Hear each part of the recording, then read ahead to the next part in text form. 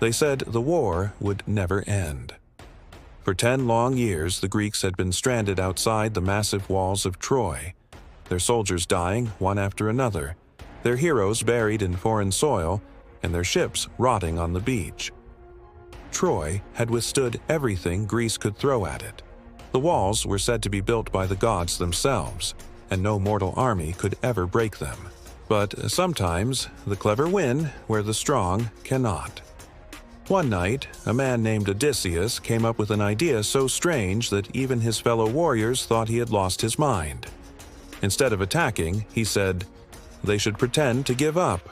They would build a giant wooden horse, hollow inside, and leave it at the gates of Troy as an offering, a gift to the gods to mark the end of the war. Inside that horse, he said, would hide a small group of the best Greek warriors. The rest of the army would sail away, pretending to go home. The Trojans woke the next morning to silence. The beach was empty. The Greek camp was gone, and only a massive wooden horse stood before their walls, gleaming in the sunlight. The Trojans stared in disbelief. Some thought it was a trick. Others said it was a sign from the gods, a trophy of their victory. One man, Laocoon, a priest, shouted, "Beware of Greeks bearing gifts."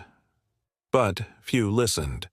They had waited 10 long years for this moment. The war was over, they thought. They dragged the giant horse through their gates, celebrating late into the night. As darkness fell, the city that had never been conquered burned with celebration. Wine flowed, music echoed, and the guards at the gates fell asleep. High above them, in the belly of the wooden horse, Greek warriors waited in silence, barely breathing. When the last torch went out, Odysseus whispered, "Now." One by one, the soldiers dropped down from the horse, blades glinting under the moonlight. They crept through the sleeping streets, killing guards, opening the gates. Far out at sea, the Greek ships that had pretended to sail away turned back.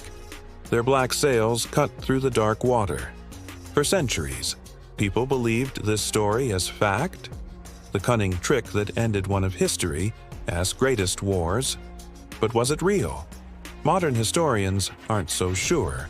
Archaeologists have searched the ruins of ancient Troy and Turkey, finding evidence of fire and battle, proof that the city was indeed destroyed around 1200 BC. Yet, no one has found any sign of a massive wooden horse.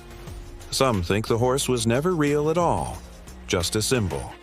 In ancient Greek, the word horse might have meant a siege machine or battering ram shaped like one. Others believe it was a poetic way of saying the Greeks hid inside something else, maybe a gift of peace or even within their own ships disguised as offerings.